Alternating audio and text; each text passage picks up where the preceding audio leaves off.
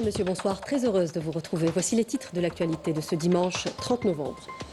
Le président de la République, chef suprême des Forces armées, ministre de la Défense nationale, a présidé ce dimanche une réunion du Conseil des ministres à l'ordre du jour, notamment l'augmentation du salaire national minimum garanti et de l'allocation chômage.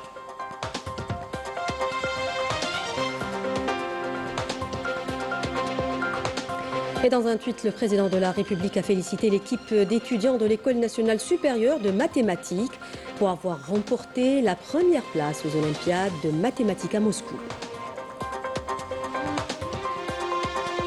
L'Algérie accueille la conférence internationale sur les crimes du colonialisme en Afrique, l'occasion pour les participants de plaider pour une reconnaissance claire des crimes coloniaux et de leur criminalisation. Sport football, le coup d'envoi de la Coupe arabe des Nations 2025 sera donné demain à partir de Doha. 16 équipes se disputeront durant 18 jours un trophée tant convoité détenu par l'Algérie. Et du 7e art pour terminer avec le portrait de Nino Ayada, réalisateur algérien à Hollywood qui incarne le talent et la créativité des jeunes Algériens.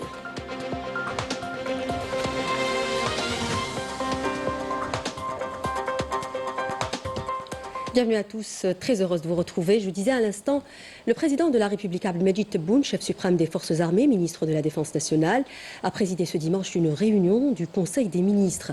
À l'issue de cette réunion, il a été décidé de relever le salaire national minimum garanti et l'augmentation de l'allocation chômage.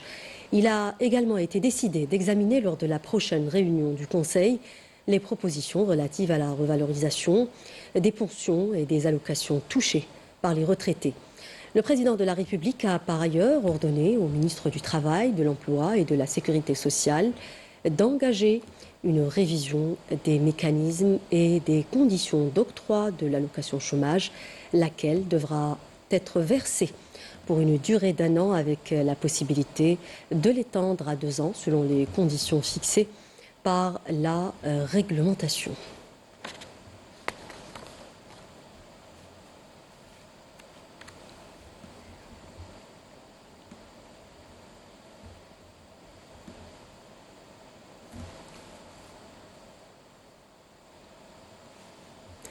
Nous l'annoncions également en titre, le président de la République, Abdelmajid Tebboune, a félicité l'équipe d'étudiants de l'École nationale supérieure de mathématiques pour avoir remporté la première place aux Olympiades de mathématiques à Moscou. Félicitations à l'Algérie, médaillée d'or et première place aux Olympiades internationales de mathématiques parmi 40 pays, a écrit le président de la République sur son compte officiel sur les réseaux sociaux.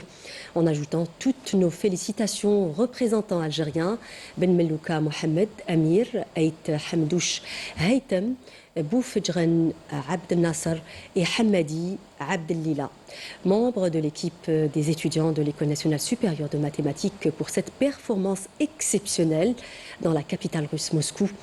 Vous êtes notre fierté. Merci, conclut le président de la République dans son message.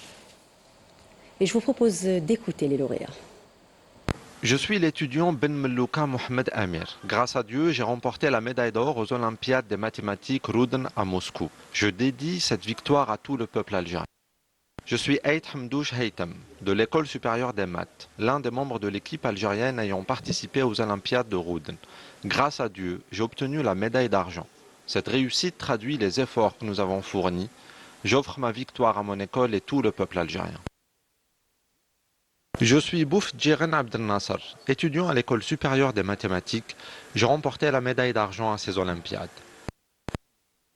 Ouverture ce dimanche à Alger de la conférence internationale sur les crimes du colonialisme en Afrique, sous le haut patronage du président de la République. L'occasion de rappeler que les crimes coloniaux ont laissé des séquelles profondes sur les peuples colonisés, notamment la perte de souveraineté, les spoliations, mais aussi les essais nucléaires, comme c'est le cas pour le sud algérien. Les participants ont plaidé pour une reconnaissance claire de ces crimes et de leur criminalisation, nous dit Amira Sefta dans ce compte-rendu. Regardez.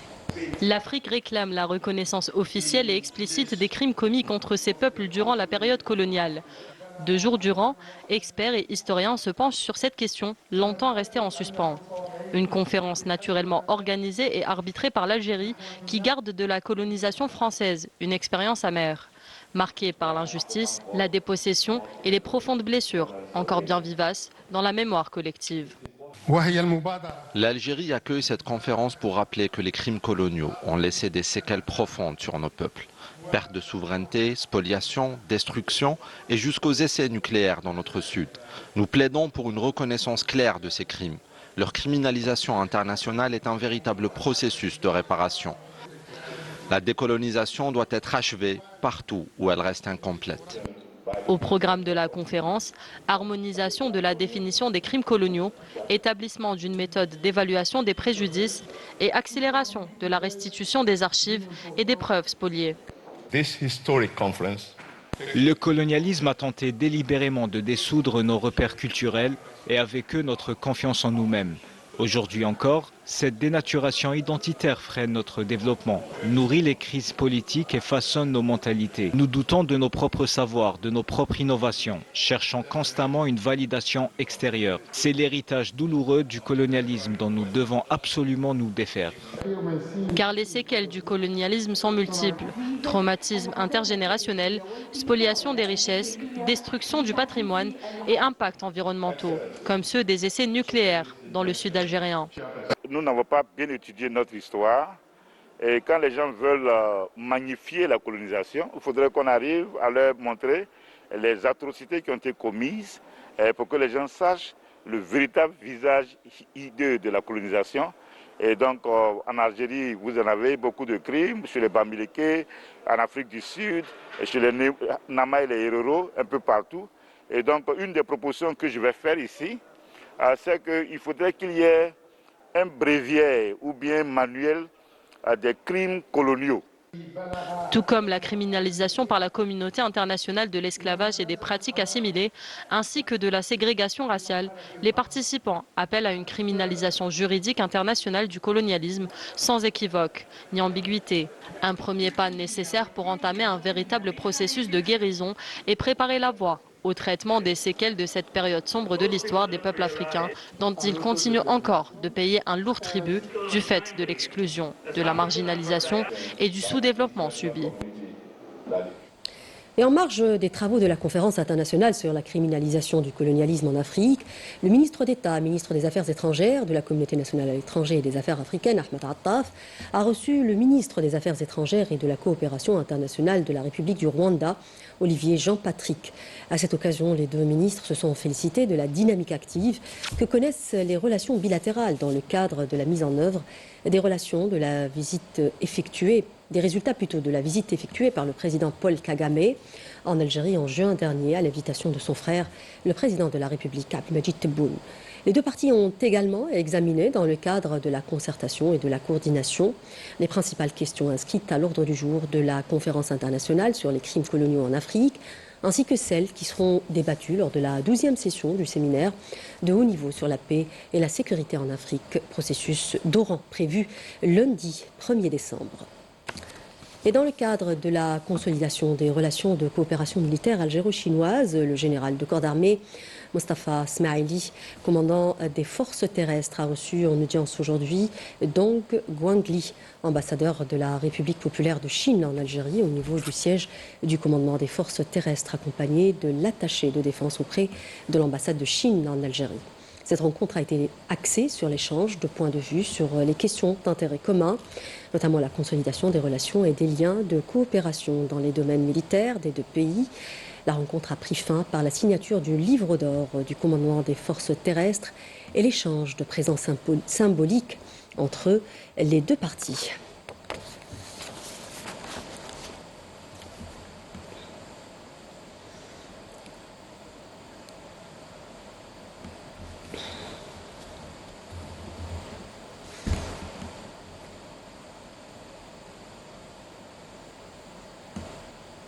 Parlons innovation à présent. Face aux défis climatiques et au manque d'eau, une start-up algérienne attire l'attention.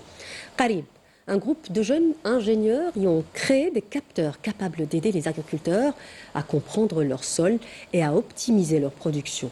C'est le reportage de Maïsal Bouhla. Regardez. Et si un simple capteur pouvait dire à l'agriculteur ce dont sa terre a vraiment besoin? C'est le pari de Qarib, une jeune start-up algérienne fondée par de brillants ingénieurs qui veulent révolutionner notre agriculture. Nous, on crée notre réseau qui permet d'avoir l'information. Et donc, pour schématiser, un ingénieur ici à Alger, agricole, il a l'ensemble des informations de ce qui se passe sur les terrains, sur des grandes surfaces, en temps réel. Et avec l'intelligence artificielle, on permet d'optimiser l'agriculture pour qu'on consomme moins d'eau, on augmente les rendements, etc. Tout ça de manière la plus souveraine possible. Dans un pays où la sécheresse devient un vrai défi, Qarib apporte une réponse concrète, utiliser la technologie pour produire mieux, sans gaspiller. Et l'initiative séduit, la start-up a déjà été distinguée dans plusieurs concours. On a gagné 2 fois meilleure start-up africaine, dans la dernière l'EATF qui a été organisée à Alger, où il y a eu la participation de plus de 600 start-up, donc on a été choisis les premiers. On a été classé aussi 2e au monde arabe sur GTEx. On a gagné le meilleur projet agritech de la part de l'Union européenne.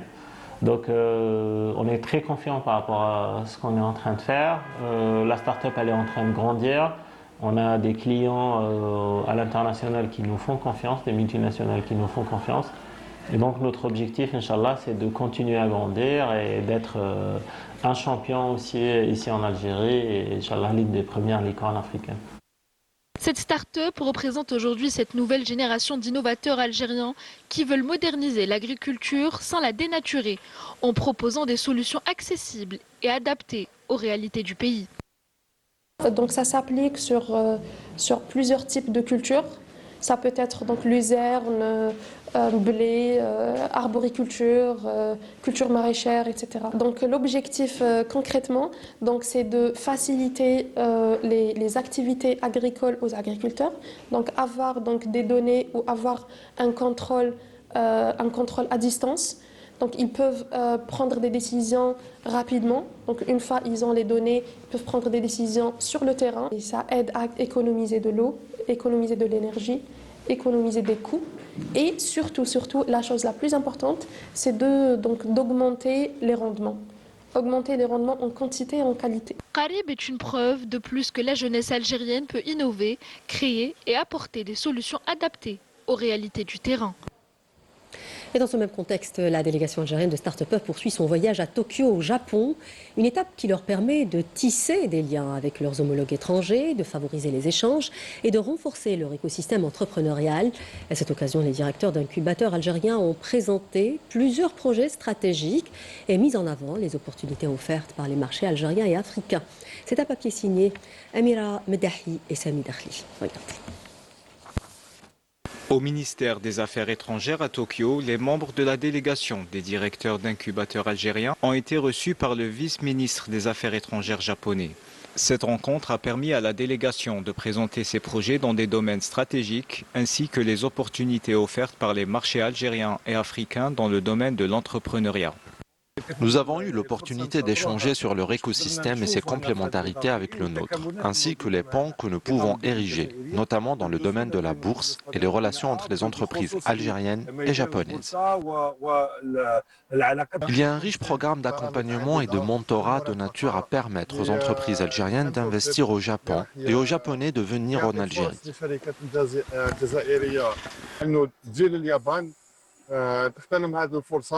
De son côté, le vice-ministre japonais des Affaires étrangères a salué la dynamique que connaît le secteur de l'entrepreneuriat en Algérie, exprimant la volonté de son pays de renforcer la coopération algéro-japonaise, notamment dans le domaine de l'économie de la connaissance. Je suis impressionné par le dynamisme de l'écosystème algérien des startups. J'espère que cette rencontre permettra à l'Algérie et au Japon de créer des passerelles d'innovation et de construire un partenariat fructueux. Un partenariat fructueux qui renforcera les relations algéro-japonaises et développera l'économie du savoir en Algérie. Et dans le but d'améliorer les infrastructures de transport dans la région des hauts plateaux, que s'inscrit plutôt le projet de la ligne ferroviaire reliant la wilaya de Tiaret à Saïda. Décrit comme un bon maillage du réseau de transport, le projet est bien avancé. Le tronçon de Saïda à Frenda a déjà été mis en service. Reste la section de Frenda à Tiaret, toujours en cours de construction, ce qui permettra le désenclavement de ces régions. Anis Cheikh. Le réseau ferroviaire des hauts plateaux est un méga projet reliant 11 wilayas et touchant 8 millions d'habitants. Il comprend 1162 km, dont 944 km de lignes exploitées et 218 km de lignes en cours de réalisation. Le second tronçon, long de 63,5 km, constitue le dernier segment à la rocade des hauts plateaux, sur l'itinéraire de la ligne ferroviaire des hauts plateaux, reliant l'est à l'ouest, notamment la wilaya de Tiaret à Tissemsilt. Cette ligne traverse les villes des hauts plateaux, de Sidi Bel Abbas à l'ouest, à Tbessa à l'est, avec un taux d'avancement atteignant les 98%. À Rilizen, Tiaret et Tissemsilt, et sur une distance de 185 km. La ligne dont les travaux ont débuté il y a 14 ans est enfin à sa dernière ligne droite. La Société nationale d'ingénierie civile et de construction réalise l'ensemble des travaux de terrassement, excavation, remblaiement et préparation de la plateforme avant le début de la pose de la voie ferrée. Les couches de la voie sont constituées du nivellement, du remblai sélectif, de la couche de base, des traverses en béton et de la fixation des rails en acier avec une grande précision, afin de garantir la sécurité et la durabilité de la ligne. Notre rôle consiste à contrôler les travaux et à trouver des solutions adaptées. Les travaux de la nouvelle gare voyageurs avancent en parallèle avec les installations de transport de marchandises, faisant de la région un pôle logistique capable d'accueillir des quantités importantes de produits agricoles et industriels. Cette ligne ferroviaire reliant l'Est à l'Ouest s'inscrit pleinement dans la vision prospective de l'État, offrant à chaque région du pays des perspectives de progrès et de développement.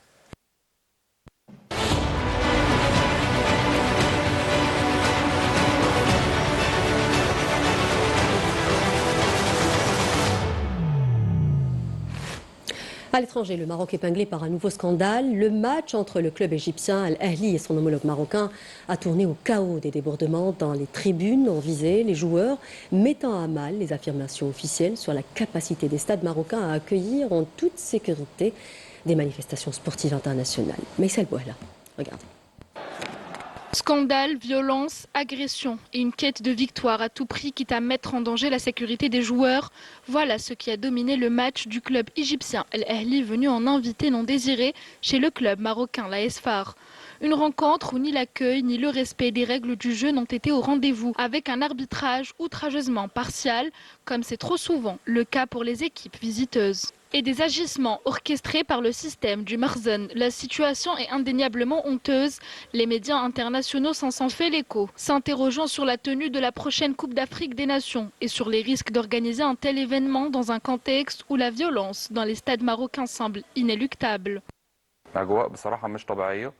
L'ambiance n'était franchement pas normale. J'ai vu des choses étranges. Le jeu d'Al-Ahli était perturbé. Le ballon ne leur revenait pas facilement. Et les joueurs devaient aller le récupérer eux-mêmes.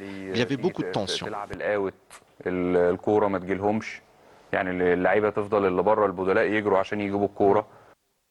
Plus de 5 joueurs égyptiens ont été blessés après avoir été frappés par des objets, dont un tranchant qu'un joueur marocain a tenté de dissimuler pour effacer les preuves. Trezeguet a été touché, mais heureusement ce n'était pas grave.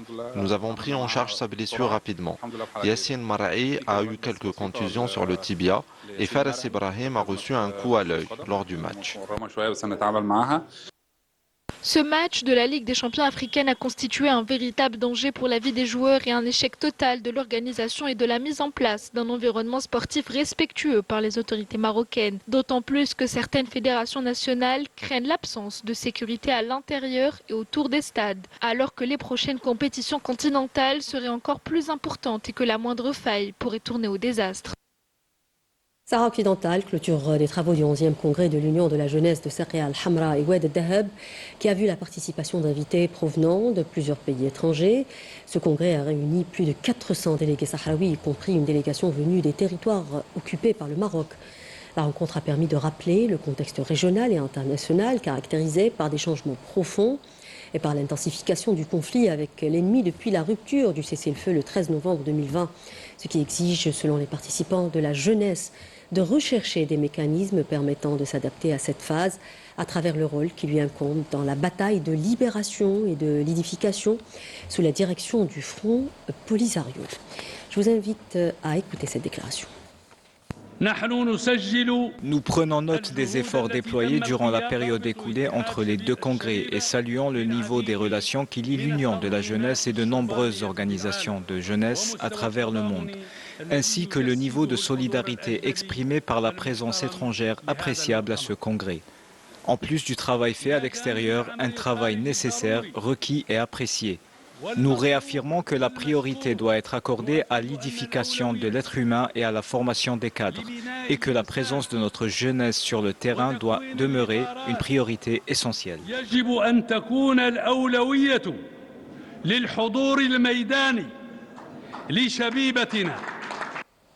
Sport football, le coup d'envoi de la Coupe arabe des Nations 2025 sera donné demain à partir de Doha. L'événement placé sous l'égide de la FIFA s'annonce grandiose. 16 équipes se disputeront durant 18 jours un trophée tant convoité, détenu par l'Algérie. C'est le compte rendu de Sid Ahmed Bouraï. Regarde. Pendant 18 jours, le Qatar redeviendra de nouveau la capitale du football arabe. Organisée pour la deuxième fois sous l'égide de la FIFA, la compétition verra 16 nations réparties en 4 groupes s'affronter pour le sacre. L'événement promet d'être à la hauteur, surtout que les rencontres se joueront sur les mêmes stades utilisés lors du Mondial 2022. De l'impressionnant Lusail au stade El Beit en passant par l'Education City, le stade international Khalifa, le stade Ahmed Ben Ali et le stade de 4 équipes avec les 2 premiers de chaque groupe qui accèdent en quart. Pour toutes ces rencontres, la FIFA a sélectionné 14 arbitres et 28 arbitres assistants issus des cycles de la culture arabe qui a traversé les générations et qui fait partie des figures qui symbolisent les riches traditions de la région. Parmi les grands favoris au sacre final, on citera bien sûr le Qatar, pays organisateur, l'Algérie tenante du titre, mais aussi la Tunisie, l'Égypte et l'Arabie Saoudite. Rendez-vous est pris dès le 1er décembre pour connaître qui régnera sur le football arabe. Et puis comme d'habitude, à quelques jours de l'entrée en lice de la sélection nationale à la Coupe arabe des Nations, les agences de voyage sont prises d'assaut par les supporters algériens où chacun aspire à rejoindre Doha pour soutenir les protégés de Majid Bouguerra. C'est un papier signé Sami Achichou. Regardez. Ici, dans cette agence de voyage à Oran, les réservations pour les autres destinations sont suspendues pour le moment, au profit de la destination du Qatar où les demandes sont en augmentation pour aller soutenir la sélection nationale. Je pars en compagnie de ma famille pour visiter, mais surtout pour apporter notre soutien à notre équipe nationale. C'est vrai que j'ai l'habitude de les voir sur le petit écran, mais ce sera la première fois que je me déplace pour soutenir la sélection nationale en dehors du pays, où je vais allier tourisme et sport. Des facilités ont été offertes aux supporters pour pouvoir effectuer le voyage à Doha pour le grand rendez-vous footballistique arabe. C'est une offre intéressante sur le plan financier. Le traitement du dossier est très rapide avec un visa qui est délivré rapidement.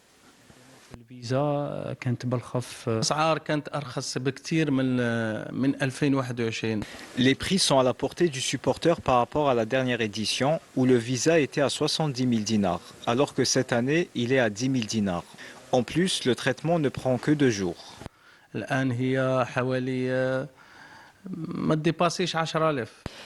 À partir d'Oran et dans toutes les wilayas du pays, les supporters sont décidés à faire le déplacement au Qatar pour aller soutenir la sélection nationale et donner une belle image du peuple algérien.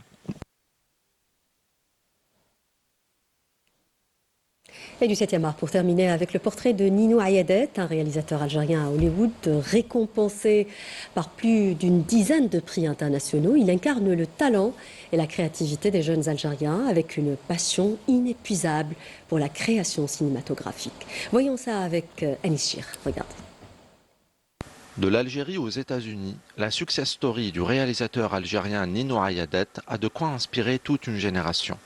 Avec une passion inépuisable pour la création cinématographique, maîtrisant autant le genre de la fiction que celui du drame, il fait ses preuves à Hollywood, illustrant ainsi que les compétences algériennes ont largement de quoi s'imposer dans le 7e art mondial. J'ai toujours été passionné par le cinéma et comme tout jeune ambitieux, j'ai décidé de suivre le rêve d'Hollywood. À Hollywood, où le cinéma et la dramaturgie atteignent les plus hauts degrés d'excellence, Nino Ayadet, en tant que réalisateur indépendant algérien, n'est pas en reste. Lauréat de 11 prix internationaux dans les catégories du meilleur réalisateur et du meilleur film, notamment pour ses réalisations Hunger et Mothers Forever Fine, avec ses faits d'armes, il souhaite transmettre son savoir-faire aux Algériens. L'Algérie est le seul pays arabe à avoir décroché un Oscar et une Palme d'Or. En tant qu'Algériens à l'étranger et particulièrement ici en Amérique, nous voulons ancrer durablement cette expérience et ce savoir-faire en Algérie. Il y a une volonté politique forte en Algérie pour promouvoir le cinéma et je considère le président de la République comme un grand cinéphile. De nombreux Algériens ont marqué le monde du cinéma, dans toutes ses composantes, avec des compétences et une expertise notable, de quoi enrichir et redonner vie au paysage cinématographique national. Voilà qui termine ce journal. Merci de l'avoir suivi. Excellente suite des programmes sur notre chaîne. J'aurai le grand plaisir de vous retrouver demain à 19h. Au revoir.